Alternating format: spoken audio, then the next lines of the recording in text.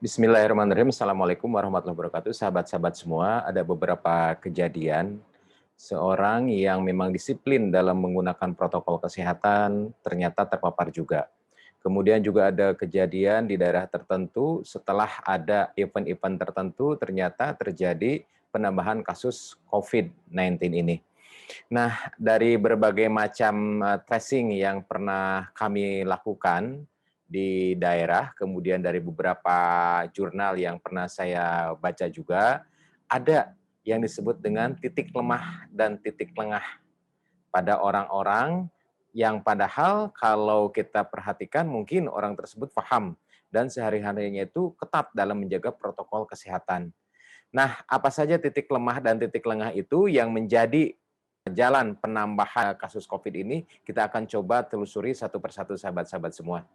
Nah, kalau kita perhatikan, satu adalah titik lengah. Ketika seseorang bertemu dengan koleganya, teman akrabnya, atau misalnya adiknya, kakaknya dari kota lain, begitu ya, beranggapan bahwa, ah ini kan adik, ini kakak, ini ibu, gitu ya. Ini juga misalnya saudara, begitu. Ini juga teman akrab. Sehingga yang dilakukan apa? Ngobrol dekat, kemudian juga tanpa menggunakan masker, bahkan makan bareng di sana. Sahabat-sahabat semua, yang saudara itu, yang teman itu adalah orangnya. Virus tidak mengenal saudara, tidak mengenal orangnya. Sehingga ini kejadian yang sering berulang hingga terjadi paparan. Yang kedua adalah masalah kejenuhan. Ketika seseorang berdiam diri di rumah secara berbulan-bulan begitu ya, ada keinginan untuk hidup bebas.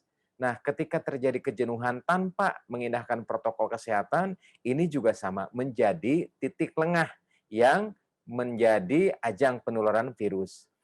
Nah, ada fenomena yang memang unik. Ini kan cuma sebentar begitu ya, dipoto begitu, dipoto lepas masker, kemudian juga setelah itu ternyata bukan hanya pas dipoto, ketika persiapan dipoto, apakah itu diam? Enggak, rata-rata berbicara dan ngobrol dan sebagainya. Apakah itu berjauhan? Enggak juga, rata-rata berdekatan.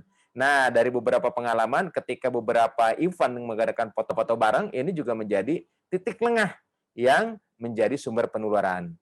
Nah, hal yang terbesar adalah makan bareng. Sahabat-sahabat semua, ketika makan bareng ada dua hal yang di sini yang jadi perhatian. Yang pertama sudah pasti masker dibuka.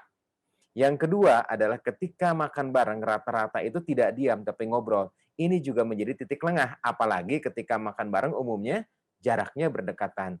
Terbukti beberapa kasus termasuk beberapa pejabat terpapar karena acara prosesi makan bareng.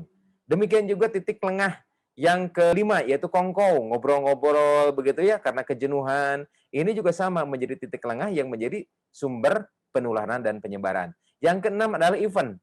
Ketika ada acara tertentu, apakah itu acara umum, apakah acara keagamaan, apakah hajatan, ini di beberapa daerah terbukti telah menambah penyebaran dan penambahan virus corona ini. Nah, yang selanjutnya adalah ketidaknyamanan. Jadi, ketika seseorang menggunakan masker merasa tidak nyaman, gitu ya, kadang-kadang dibuka, begitu. Ini juga menjadi titik lengah yang menjadi salah satu ajang penambahan kasus. Yang berikutnya adalah titik lemah, sahabat-sahabat semua. Ketika masuk supermarket, kemudian memilih-milih barang, memang tertib, begitu ya. Tetapi ketika ngantri di kasir, rata-rata kesabarannya rata-rata hilang, dan ini juga menjadi titik lemah. Ketika seseorang misalnya masuk masjid, alhamdulillah lancar, tapi ketika dia nyari sendal, rata-rata terjadi pengumpulan massa di sana. Bottleneck. Ini menjadi titik lemah. Kemudian juga karena keterpaksaan, karena sudah maaf tabungan mungkin menipis, karena mungkin kebutuhan, ketika dia keluar tanpa mengindahkan protokol kesehatan, ini juga menjadi titik lemah yang menjadi sumber penularan. Yang ketiga adalah masalah pelanggaran protokol kesehatan. Contoh, misalnya penggunaan masker yang berhari-hari tidak dicuci, kemudian juga menggunakan masker, kemudian masih kadang-kadang ada celah di antara masker dan wajah. Ini juga menjadi titik lemah. Titik lemah berikutnya adalah yang keempat adalah masalah kebersamaan. Ketika seseorang misalnya mengendarai kendaraan begitu, kemudian ketika dia bepergian dengan rombongan, apakah menggunakan kendaraan umum atau menggunakan bis, atau ketika seseorang misalnya naik, kebetulan ada lift, dan di lip itu ternyata bergerombol banyakan, ini juga menjadi titik lemah berikutnya. Nah, titik lemah berikutnya yang kelima adalah masalah ilmu yang kurang update, begitu. Sehingga ilmu yang kurang update ini menjadi titik lemah yang menjadikan seseorang itu salah dalam bertindak.